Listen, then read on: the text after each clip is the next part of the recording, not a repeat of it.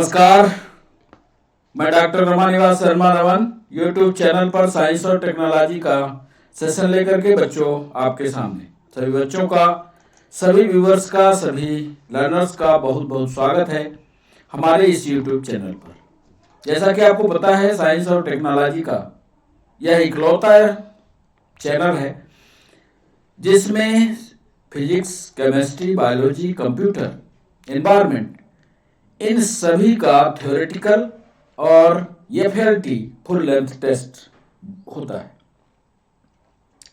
बच्चों, आज के सेशन में केमिस्ट्री का तीसरा चैप्टर हमने उठाया है। इस पर कैसे सवाल आते हैं ये हम आपको बताने वाले हैं और कैसे सवाल पूछे जा सकते हैं ये भी संभावना वाले सवालों को हमने शामिल किया है, जिसमें आज का विषय है अम्ल, क्षार और लवण, कार्बन और इसके कंपाउंड। इसमें हम आपसे 20 सवाल पूछेंगे। 20 सवालों के साथ जब सेशन का अंतिम सवाल होगा उसके बाद हर सवाल पर डिस्कशन करेंगे, यानी हर सवाल की थ्योरी आपको समझाएंगे। बच्चों, हमारे परंपरागत परीक्षा जो है NEET, state, PSC, UPSC, SSC, PMST का तो ध्यान रखा ही है। पटवारी स्पेशल के लिए हमने साइंस और टेक्नोलॉजी को इस क्लास को बनाया है। तो सेशन को शुरुआत करें उसके पहले चैनल को सब्सक्राइब करना, चैनल को लाइक करना और चैनल को शेयर करना ये आपकी जिम्मेदारी है। चले हम सेशन की ओर और बिना समय गवाए पहला सवाल आपके स्क्रीन पर ये रहा। पहला सवाल, निम्नलिखित में से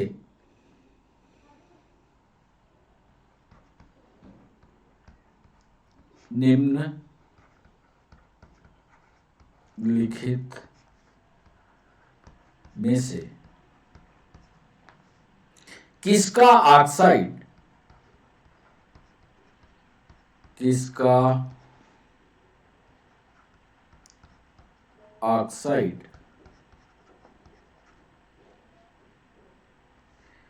लाल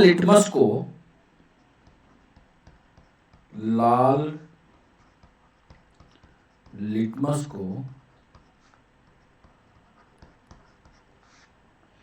नीला कर देता है?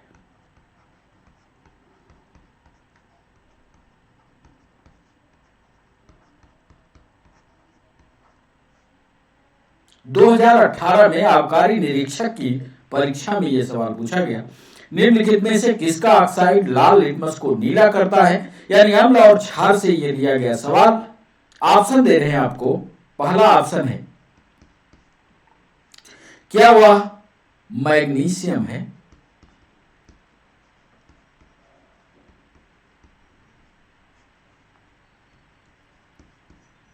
क्या वह फास्फोरस है?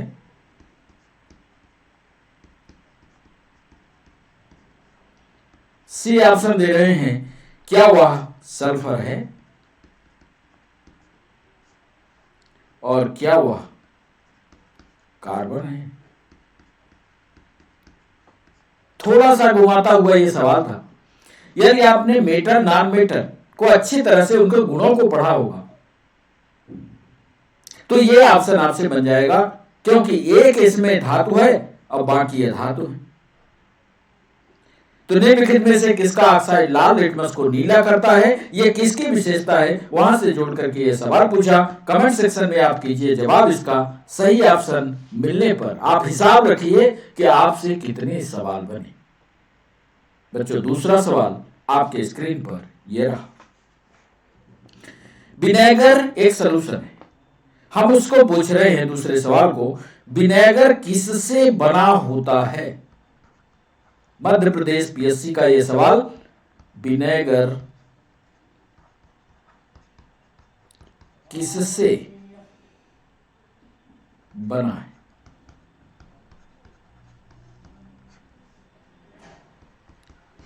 कौन सा एसिड इसके साथ काम करता है? क्या वह सल्फ्यूरिक एसिड है?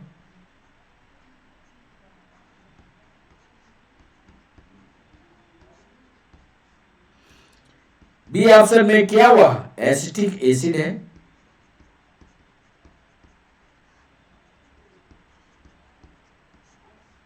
सी ऑप्शन में दे रहे हैं आपको, क्या वह हाइड्रोक्लोरिक एसिड है? और डी ऑप्शन दे रहे हैं, क्या वह ऑक्सैलिक एसिड है?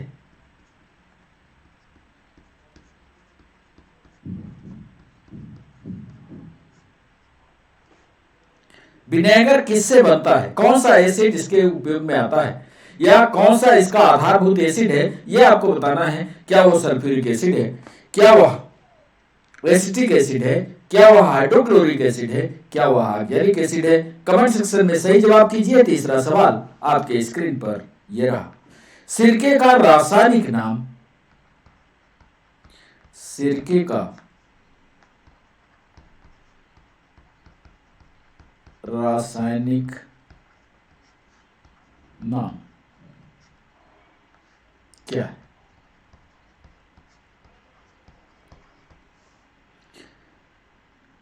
ए ऑप्शन दे रहे हैं, क्या वह एसीटोन है? बी ऑप्शन दे रहे हैं, क्या वह एसिटिक अम्ल है?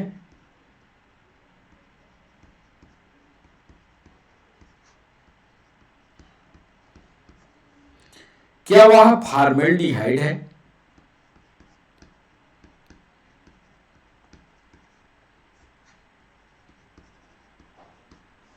और डी ऑप्शन दे रहे हैं, क्या वह एथेनॉल है?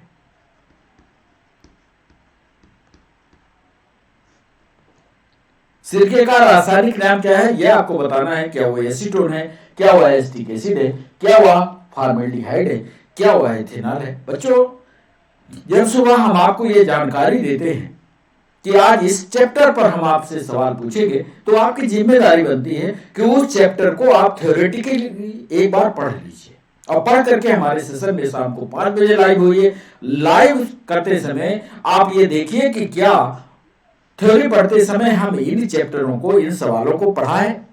तो सिरके का रासायनिक नाम आपको बताना है। एसीटोन है, एसिटिक अम्ल है, फॉर्मेल्डिहाइड है, या इथेनॉल है? सही जवाब कमेंट सेक्शन में कीजिए। चौथा सवाल आपके स्क्रीन पर ये रहा। डैश डैश डैश भरना है यहां। टूथपेस्ट, टूथपेस्ट की सामग्रियों में, टूथपेस्ट जो होता है उसकी सामग्रियों को की एनालिसिस हम पूछ रहे हैं। टूथपेस्ट की सामग्रियों में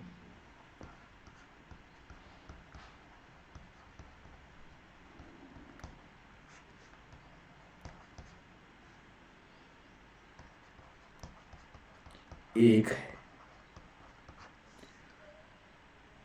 एक थोड़ा घुमा लेते हैं, एक नहीं है। टूथपेस्ट की सामग्रियों में से एक नहीं है, मतलब बाकी 3 हैं, एक वो आपको ढूंढना है कि वो नहीं है। सवाल को अच्छी तरह से समझने की कोशिश कीजिएगा। पहला, क्या वो फ्लोराइड है?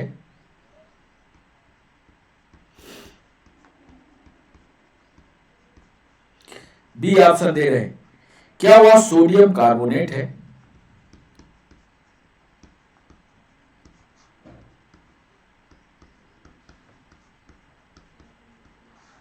सी ऑप्शन दे रहे हैं, क्या वह कैल्शियम कार्बोनेट है?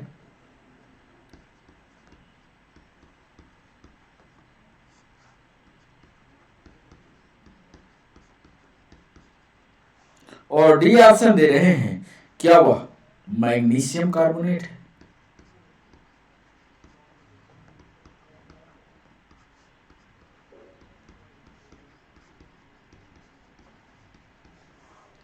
टूथपेस्ट की सामग्रियों में से एक नहीं है। नहीं वाले का सही जवाब देना है। फ्लोराइड है, सोडियम कार्बोनेट है, कैल्शियम कार्बोनेट है, मैग्नीशियम कार्बोनेट है। सही जवाब कमेंट सेक्शन में कीजिए। 5वां सवाल आपके स्क्रीन पर। चाक का, चाक जानते हैं जिसे बोर्ड पर लिखते हैं, चाक का रासायनिक नाम, रासायनिक नाम क्या है? क्या आप जानते हैं चाक का रासायनिक नाम? क्या वह कैल्शियम सल्फेट है?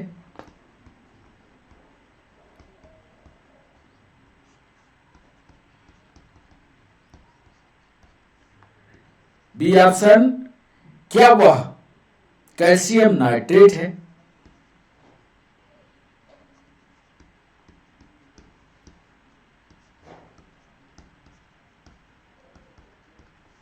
सी ऑप्शन, क्या वह कैल्शियम कार्बोनेट है?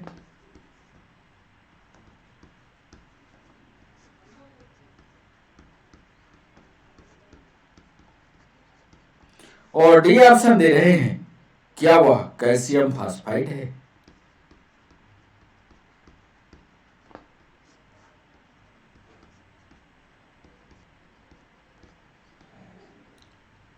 चाक का रासायनिक केमिकल फार्मूला क्या है चाक का, यह आपको बताना है। क्या वो कैल्शियम सल्फेट है, क्या कैल्शियम नाइट्रेट है, क्या कैल्शियम कार्बोनेट है, क्या कैल्शियम फास्फाइड है? सही जवाब कमेंट सेक्शन में कीजिए।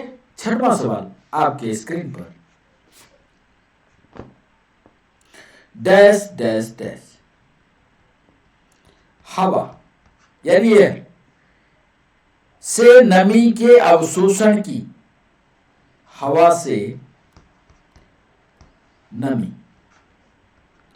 के अवशोषण की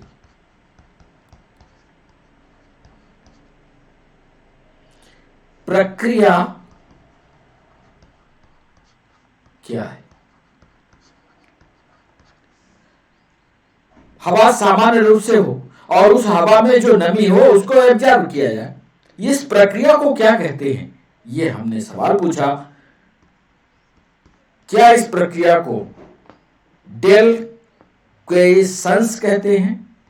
डेल क्वेसेंस कहते हैं।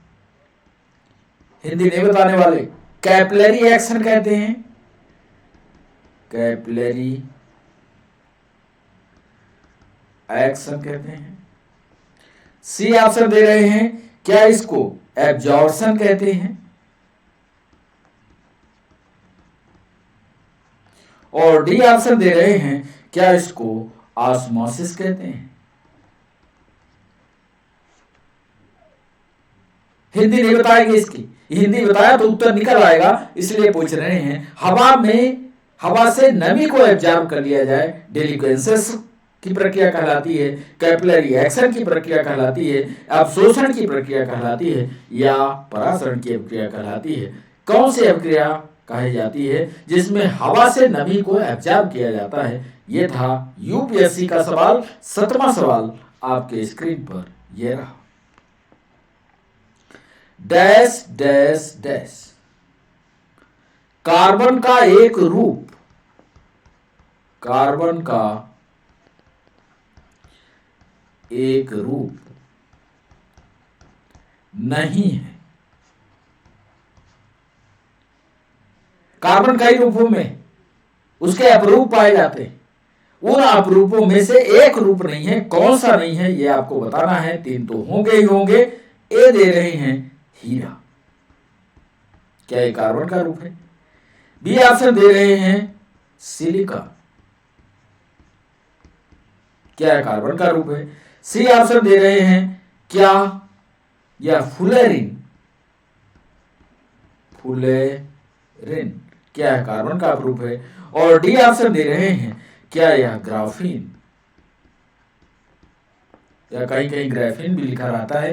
कार्बन के अपरूप यदि आपने पढ़े होंगे तो तुरंत आपसे ये जवाब बनेगा। सही जवाब कमेंट सेक्शन में कीजिए। 8वां सवाल आपके स्क्रीन पर यह रहा, निम्नलिखित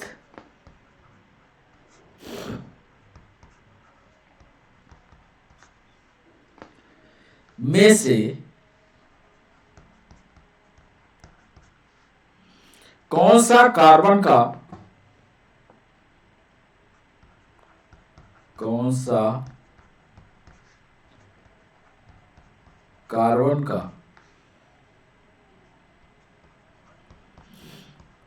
एक रूप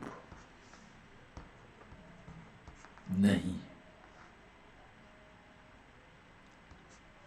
ए ऑप्शन देखिए, सेम सवाल उधर का भी इधर का भी, लेकिन यहां पर ऑप्शन में परिवर्तन कर रहे हैं। पहला लिख रहे हैं क्या वह कार्बन है? बी ऑप्शन दे रहे हैं क्या कार्बन का एक रूप नहीं है। कार्बन ना लिख करके यहां लिख लें काजल। दूसरा लिख रहे हैं हेमेटाइट।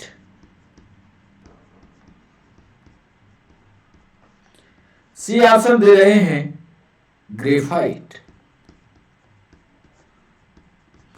और डी ऑप्शन दे रहे हैं चारकोल।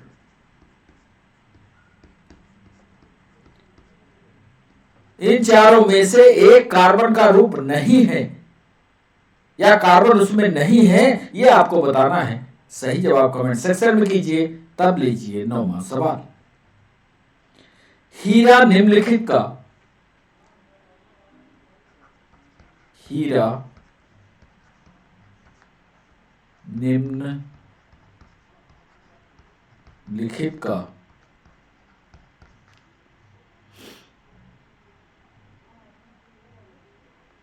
सख्त रूप है।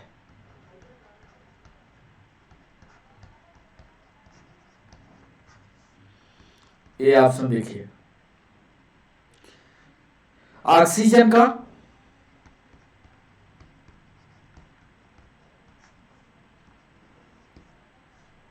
नाइट्रोजन का,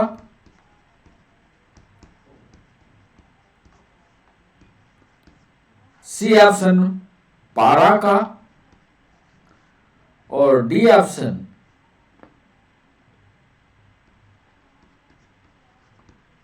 कार्बन का।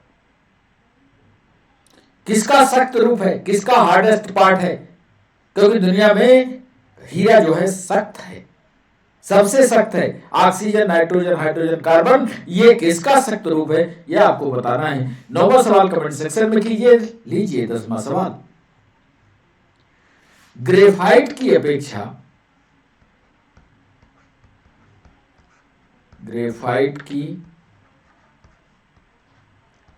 अपेक्षा हीरा अधिक कठोर होता है।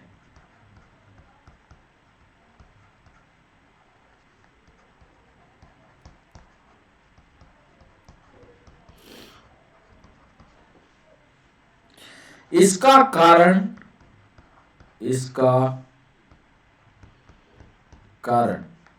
है। सवाल को सोचिएगा। ग्रेफाइट की अपेक्षा हीरा अधिक कठोर है, इसका कारण क्या है, यह आपको बताना है। ए ऑप्शन में दे रहे हैं परमाणुओं के परतों में अंतर है। परमाणुओं के परतों में अंतर है। बी ऑप्शन दे रहे हैं हीरे की चतुष्फलकी, क्वाड्राहेड्रल स्ट्रक्चर ऑफ डायमंड। हीरे की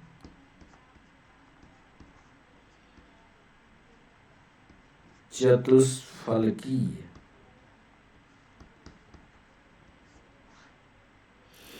संरचना। तीसरा और सी ऑप्शन दे रहे हैं क्रिस्टलीय संरचनाओं में अंतर। क्रिस्टलीय संरचनाओं में अंतर। और डी ऑप्शन दे रहे हैं उपरोक्त में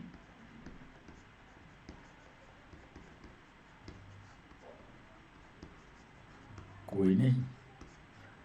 10वां सवाल हमने पूछा ग्रेफाइट की अपेक्षा हीरा अधिक कठोर होता है, इसका कारण बताइए। ए में दिया परमाणुओं के परतों में अंतर है, बी में दिया हीरे की चतुष्फलकी संरचना इसका कारण होगा, सी में दिया क्रिस्टलीय संरचनाओं में अंतर है, और डी में दिया उपरोक्त में से कोई नहीं। सही जवाब कमेंट सेक्शन में कीजिए। लीजिए 11वां सवाल आपके स्क्रीन पर। निम्नलिखित में से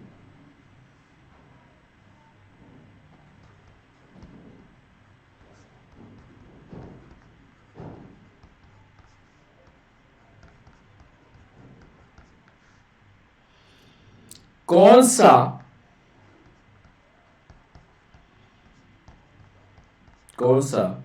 पेंसिल बनाने में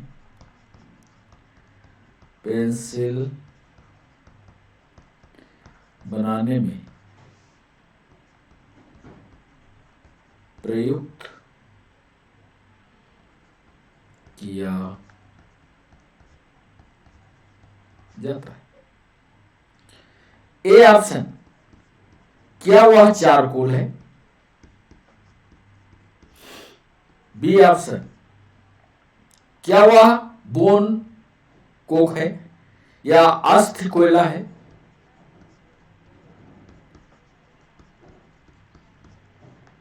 सी ऑप्शन, क्या वह काली राख है?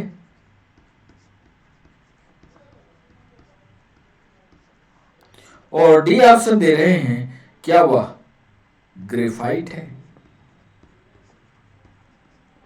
जो आप पेंसिल का इस्तेमाल करते हैं उससे जुड़ा हुआ सवाल हमने पूछा कि निम्नलिखित में से कौन सा पेंसिल बनाने में प्रयुक्त किया जाता है? क्या वो चारकोल है, क्या वो अस्थि कोयला है, क्या वो काली राख है, क्या वो ग्रेफाइट है?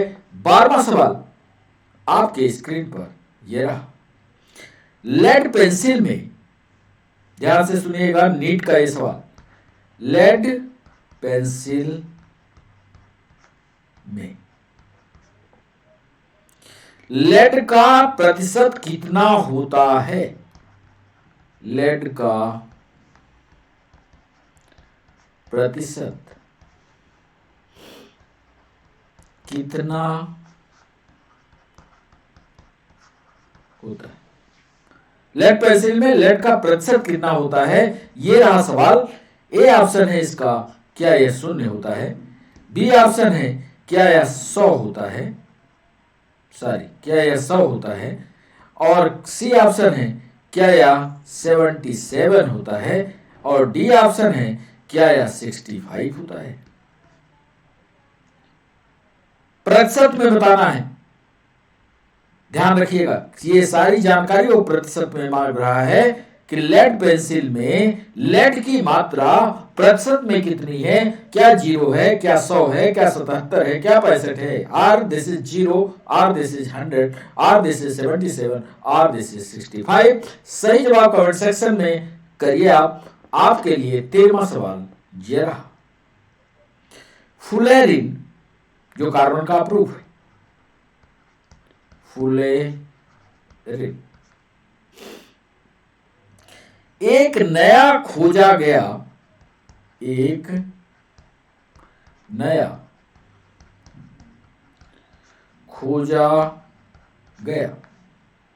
क्रिस्टलीय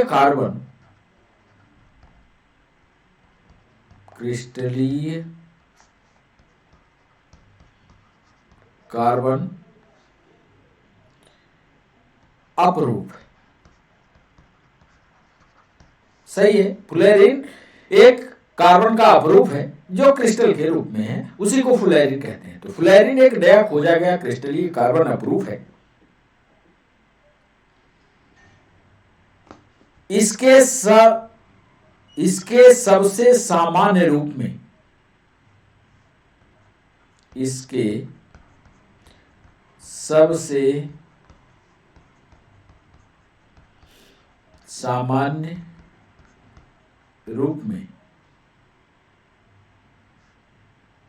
होते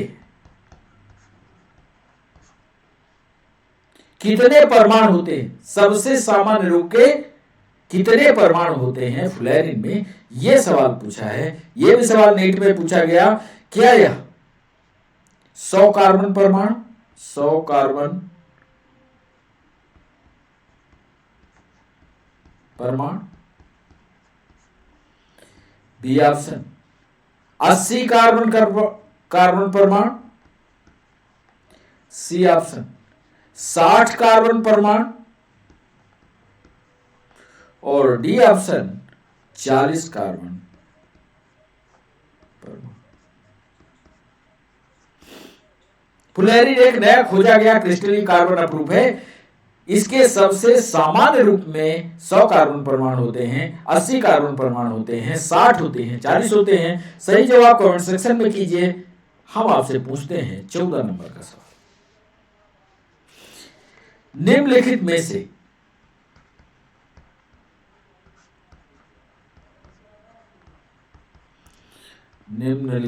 से किसको मार्स गैस कहते हैं?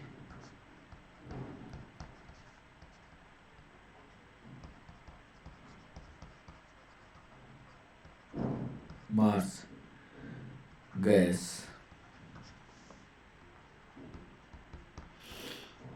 निम्नलिखित में से किसको मार्स गैस कहते हैं?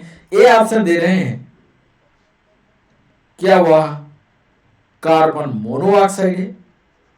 बी ऑप्शन दे रहे हैं, क्या वह CH4 है? सी ऑप्शन दे रहे हैं, क्या वह कार्बन डाइऑक्साइड है? और डी ऑप्शन दे रहे हैं, क्या यह हाइड्रोजन है? मार्स गैस किसको कहते हैं? कार्बन मोनोऑक्साइड को, कार्बन डाइऑक्साइड को, हाइड्रोजन को या मीथेन को? सही जवाब कमेंट सेक्शन में कीजिएगा। 15वां सवाल आपके स्क्रीन पर यह रहा। मीथेन यानी CH4 डैश डैश डैश के रूप में जाना जाता है, के रूप में।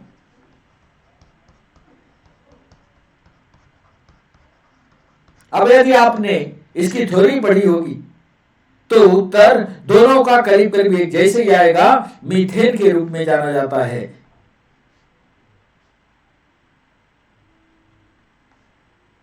ए लाफिंग गैस,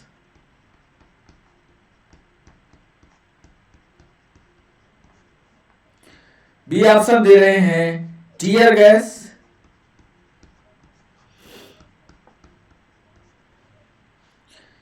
सी ऑप्शन दे रहे हैं मार्स गैस, और डी ऑप्शन दे रहे हैं non green house gas. Non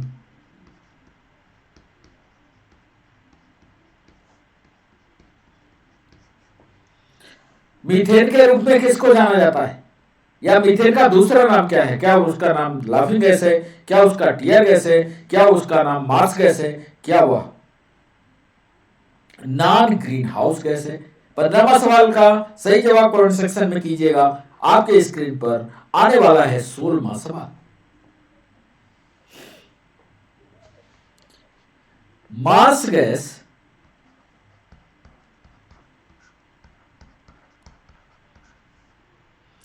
के प्रमुख घटक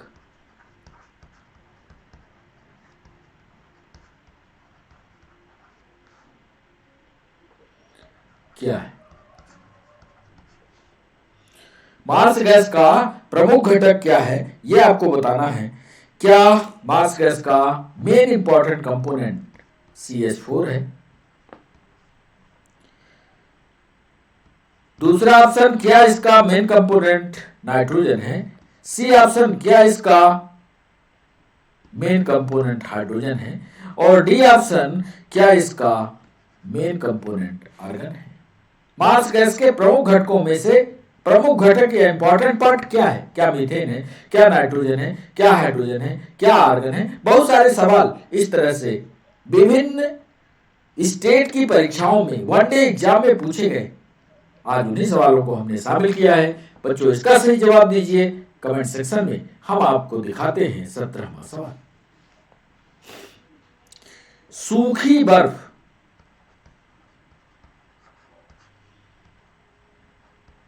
सूखी बर्फ या इसी को कह ले ड्राई आइस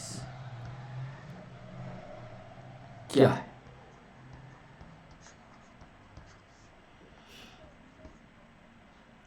क्या ठोस कार्बन डाइऑक्साइड है? ठोस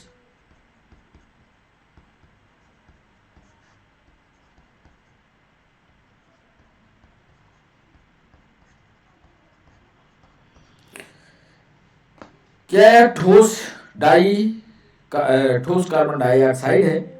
बी ऑप्शन में दे रहे हैं, क्या यह ठोस नाइट्रोजन ऑक्साइड है? ठोस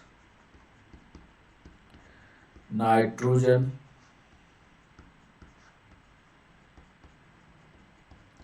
ऑक्साइड है।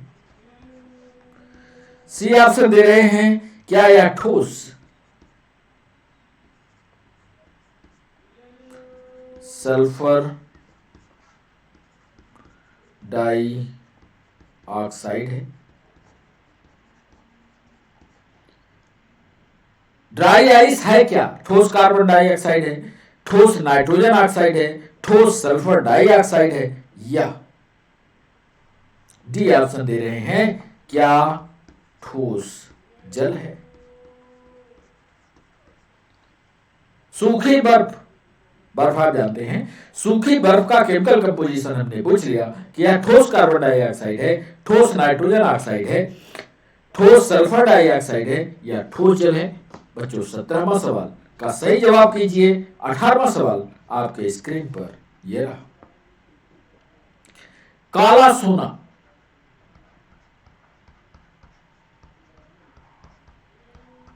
या ब्लैक गोल्ड क्या है?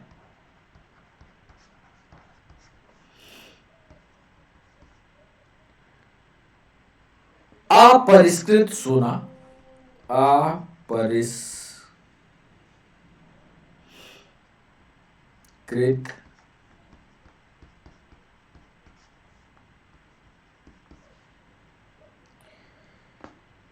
क्या ये हीरा है?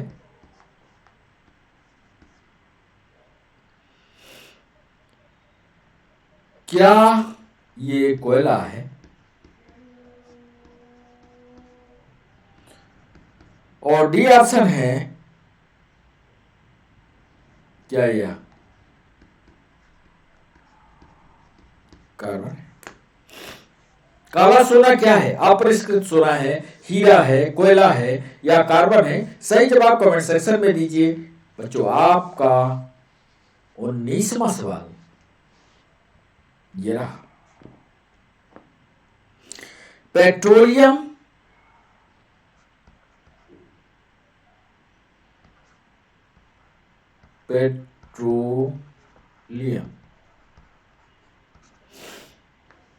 एक मिश्रण है। पेट्रोलियम एक मिश्रण है। पेट्रोलियम एक मिश्रण है। हमने जो सवाल पूछा कि किसका मिश्रण है, कुल मिलाकर के पेट्रोलियम किसका एक मिश्रण है, ये ऑप्शन देखिएगा। क्या यह कार्बोहाइड्रेट का है?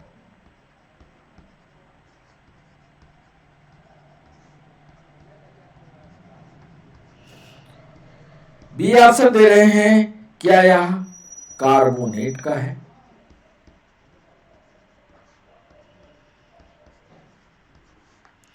सी ऑप्शन दे रहे हैं, क्या यह हाइड्रोकार्बन का है?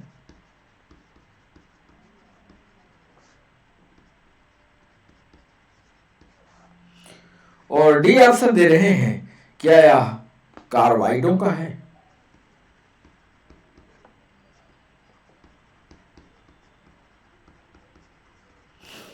ध्यान से सुनिए, पेट्रोलियम एक मिश्रण, यह मिश्रण किस नाम से जाना जाता है? क्या है कार्बोहाइड्रेट का है, क्या है कार्बोनेट का है, क्या है हाइड्रोकार्बन का है, क्या है कार्बाइडों का है? यह था 19वां सवाल। आप कमेंट सेक्शन में इसका कीजिए जवाब। और आज के सेशन का अंतिम सवाल अब आपके सामने, 20वां सवाल। निम्न में किसका प्रयोग, निम्न में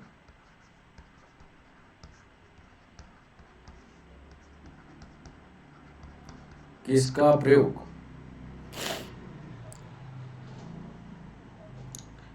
नोदक या रॉकेट में ईंधन के रूप में, ईंधन के रूप में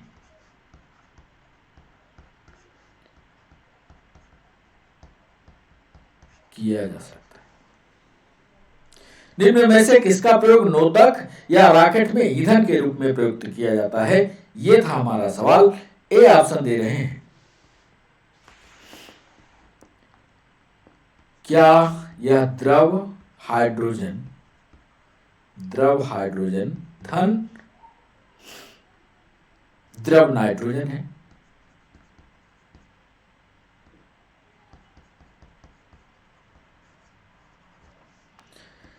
बी ऑप्शन दे रहे हैं, क्या यह द्रव ऑक्सीजन, द्रव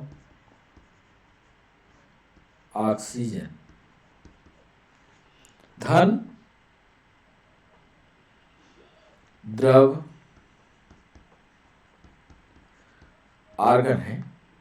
सी ऑप्शन दे रहे हैं, क्या यह द्रव नाइट्रोजन,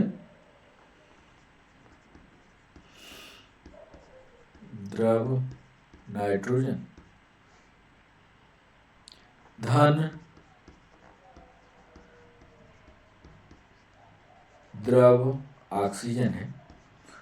और अंतिम जवाब दे रहे हैं आज के सेशन के लिए, अंतिम प्रश्न का उत्तर बता रहे हैं आपको कि क्या नोदक या रॉकेट के रूप में, ईंधन के रूप में, 20वां सवाल, द्रव हाइड्रोजन और द्रव ऑक्सीजन, द्रव हाइड्रोजन धन द्रव ऑक्सीजन नोदक के रूप में, मतलब उसके फ्यूल के रूप में इस्तेमाल किए जाते हैं। निम्न में से, फिर एक बार सवाल को देखिए, निम्न में से किसका उपयोग नोदक या रॉकेट में ईंधन के रूप में किया जा सकता है? क्या वह द्रव हाइड्रोजन है, धन द्रव नाइट्रोजन है? क्या द्रव ऑक्सीजन है, द्रव आर्गन है? क्या द्रव नाइट्रोजन द्रव ऑक्सीजन है? क्या द्रव हाइड्रोजन या द्रव ऑक्सीजन है? सही जवाब कमेंट सेक्शन में कीजिए। और अब बारी है आपको उत्तर बताने की। तो सीधे आपको लिए चलते हैं पहले सवाल पर। और पहला सवाल जो हमने पूछा है, अब संभवतः जिसकी जरूरत होगी उसका डिस्कशन आप कमेंट सेक्शन का उपयोग करते हुए हमसे पूछिएगा, हम उसका पूरा सही ऑथेंटिक जवाब देंगे। पहला सवाल हमने पूछा था, निम्नलिखित में से किसका ऑक्साइड लाल लिटमस को नीला करता है? तो धातु के जितने भी ऑक्साइड, यहां फार्मूला लिख लेना, धातु के जितने ऑक्साइड हैं, जितने ऑक्साइड हैं वो किस प्रकार के होंगे? जो लाल लिटमस को नीला करेगा। अम्लीय हो गए कि क्षारीय हो गए, अब आप तय करना इसको। और सही जब अम्लीय क्षारीय। तो आप इसमें देखेंगे धातु एक ही है, मैग्नीशियम, इसलिए इसका सही जवाब होगा मैग्नीशियम। इसकी थ्योरी पढ़िएगा, धातु के मेटालिक प्रॉपर्टी को पढ़िएगा, धातु के कौन कौन से गुण होते हैं। बच्चों, दूसरा सवाल में हमने पूछा विनेगर किससे बनता है? विनेगर का बेसिक फार्मूला जो होता है एसिटिक एसिड से शुरू होता है, CH3C।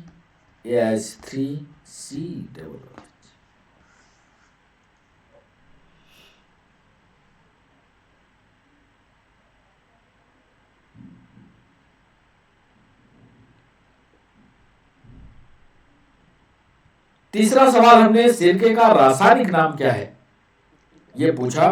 तीसरे सवाल में सिरके का रासायनिक नाम, या सिरका किससे बनता है, या सिरका का केमिकल फार्मूला क्या होता है, यहां भी जवाब बी यानी एसिटिक एसिड होगा।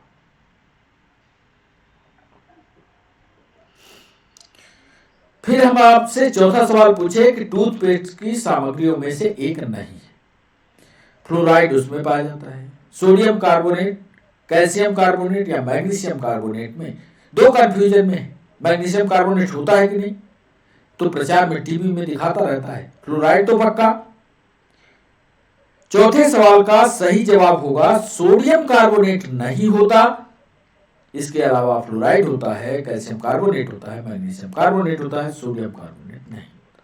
पांचवा सवाल, चाक का रासायनिक नाम क्या है, ये हमने पूछा। तो चाक का जो रासायनिक नाम है वो कैल्शियम कार्बोनेट है, कैल्शियम कार्बोनेट, ये चाक का केमिकल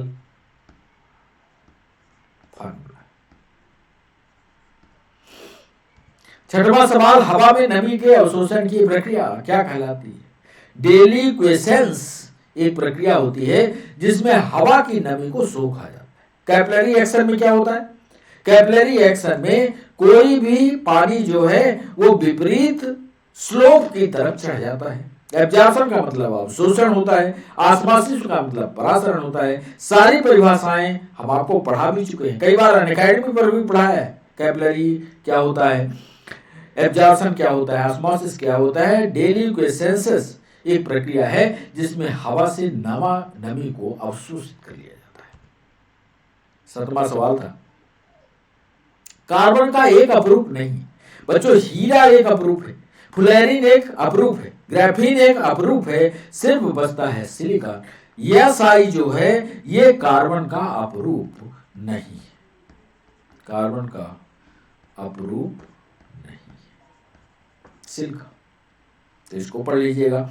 ये सारे जो सवाल आपको बता रहे हैं इसमें से बहुत सारे सवाल पूछे गए हैं, बहुत सारे सवालों को आने की संभावना है। जैसे पटवारी की परीक्षा आ रही, ये सवाल हो सकता है पूछे जाए। बाकी परंपरागत जो आपकी थ्योरी चल रही है उस थ्योरी को आप पढ़ते चलिए। मान लीजिए यदि आपको थ्योरी पढ़ने में दिक्कत हो रही, नहीं पढ़ पा रहे हैं, वो थ्योरी आप हमें मैसेज कीजिए, उसकी पूरी थ्योरी हम आपको पढ़ा देंगे। चूंकि परीक्षाएं काफी नजदीक हैं, इसलिए कोशिश हमारी भी हो, कोशिश आपकी भी हो कि आपको हम चैप्टर बताएं, आप वो पूरा चैप्टर पढ़िए, फिर हमारे साथ फुल लेंथ टेस्ट में शामिल होइए। हम आपको सिखा भी देंगे, थ्योरी भी पढ़ा देंगे और प्रश्न भी करवा लेंगे। बच्चों 8वां सवाल हमने पूछा, निम्नलिखित में से कौन सा कार्बन का एक रूप नहीं है? काजल भी कार्बन का रूप है, ग्रेफाइट भी कार्बन का रूप है, चारकोल भी कार्बन का रूप है, हेमेटाइट जो होता है ये आयरन का अयस्क है।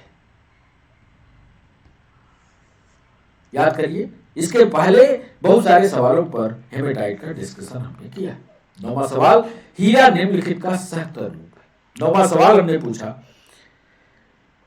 निम्नलिखित में से हीरा निम्नलिखित का सख्त रूप है, क्या वो ऑक्सीजन का है, क्या वो नाइट्रोजन का है, क्या पारा का है, या क्या कार्बन का है? बिल्कुल, हीरा जो है कार्बन का ही एक अपरूप है। डायमंड अपरूपता एक सवाल पीएससी में पूछा गया है, कार्बन की अपरूपता, ये भी सवाल पूछा है। उसके साथ पीएससी में ये भी पूछा है, कार्बन के कितने अपरूप होते हैं, कार्बन के कितने अपरूप होते हैं,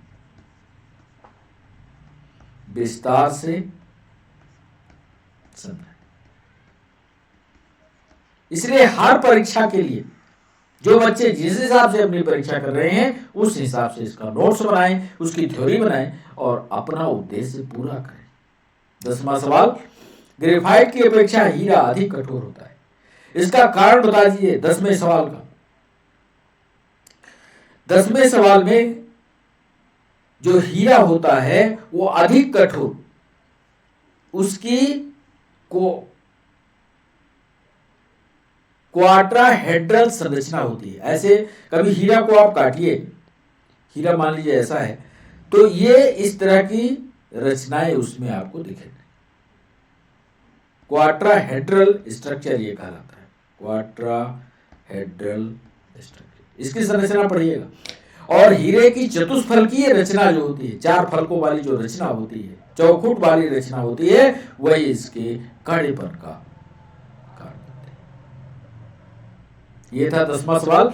11वें सवाल में हमने पूछा, निम्नलिखित में से कौन पेंसिल बनाने में प्रयुक्त किया जाता है? 11वें सवाल में हमने पूछा ये, तो पेंसिल बनाने के लिए पक्का है ग्रेफाइट। जब पेंसिल को हम छीलते हैं तो कार्बन का ही, ये पेंसिल छीलने के बाद उसके अंदर एक जो राड पड़ी होती है ये कहलाती है ग्रेफाइट। ग्रेफाइट की राड जो है उसके अंदर घुसे, उसको हम लोग छीलते हैं, तो ये ग्रेफाइट की राड जो है पेंसिल बनाने में इस्तेमाल होती है। 12वां सवाल, लेड पेंसिल में लेड का प्रतिशत कितना होता है? ये सवाल हमने पूछा। 12वें सवाल में लेड का जो प्रतिशत होता है लेड पेंसिल में, ध्यान से सुनना, लेड पेंसिल में लेड का प्रतिशत कितना होता है? कंफ्यूजन वाला सवाल था, बच्चों ने सोचा इसमें पक्का लेड होगा, चाहे 100% हो, 77 हो, 65 हो। हम आज आपको बता रहे हैं 12वें सवाल को कि इसमें लेड जो होता है वो कुछ नहीं होता, 0% होता है। 13वां सवाल, फ्लोरीन का एक नया खोजा गया क्रिस्टलीय कार्बन अपरूप है, इसके सबसे सामान्य रूप में होते हैं, इसके सबसे सामान्य रूप में, सबसे सामान्य बिना कॉम्प्लेक्स कार्बन के सामान्य कार्बन में 13वें सवाल का सही जवाब होगा 60 कार्बन परमाणु। जैसे जैसे कार्बन जुड़ते हैं 1 2 3 4 5 6, ये जो कार्बन होते हैं इनकी कुल संख्या फ्लोरीन में 60 होती है। याद कर लेगा। कार्बन की संरचना भी पढ़ना, मालूम नहीं समझ में आता कमेंट सेक्शन में हमें बताओ कार्बन पर। लेकिन सारा इतना कोर्स अकेले हमको थ्योरी पढ़ाने के लिए कहोगे, परीक्षा आपके पास है तो संभव ना होगा। इसलिए जो कठिन लगे आपको, आप कमेंट सेक्शन में हमको बताइए, हम उसको पढ़ाएंगे जरूर। निम्नलिखित में से किसको मार्स गैस कहते हैं? ये तो रटा रटाया जवाब है कि मार्स गैस को मीथेन से जोड़ते हैं। मीथेन गैस जो है मार्स गैस कहलाती है। तो ये था 14वां सवाल। 15वां सवाल में मीथेन के रूप में जाना जाता है, मीथेन को किस रूप में जाना जाता है, उसी प्रश्न को, ये वाला सवाल जो था ये फॉरेस्ट में पूछा गया और ये वाला सवाल एमपीएसआई में पूछा गया। दोनों सवालों का जवाब एक जैसा ही था, इसलिए इसका सही जवाब होगा सी या मार्स गैस। मार्स गैस के प्रमुख घटक क्या होंगे, ये भी सवाल पूछा गया जेल प्रहरी में। तो यहां भी तीनों सवाल जो आप देख रहे हो, हर में जवाब मीथेन, मार्स गैस या उत्तर। मार्स गैस के प्रमुख घटक क्या हैं, ये होते हैं CH4। मार्स गैस का प्रमुख घटक मीथेन ही है, मीथेन के अलावा और हो सकते हैं, लेकिन मीथेन जो होते हैं प्रमुख घटक के रूप में। एक सवाल पूछा गया, सूखी बर्फ क्या है, ड्राई आइस क्या है? 17वें सवाल का सही जवाब होगा ठोस कार्बन डाइऑक्साइड सूखी बर्फ कहलाती है। याद किया? ठोस कार्बन डाइऑक्साइड, ये प्रक्रिया है, फ्रीजर में ये प्रक्रिया होती है, बर्फ निकलता है तो ठोस जो पानी ठंडा होकर के बर्फ के रूप में कन्वर्ट होता है, वो ठोस कार्बन डाइऑक्साइड होती है। प्रक्रिया तो आपसे पूछी नहीं जाएगी, पर याद रखिएगा कि ठोस कार्बन डाइऑक्साइड सूखी बर्फ होती है। 18वां सवाल, कठोर सोना क्या होता है? सॉरी, काला सोना क्या होता है? ब्लैक गोल्ड किसको कहते हैं?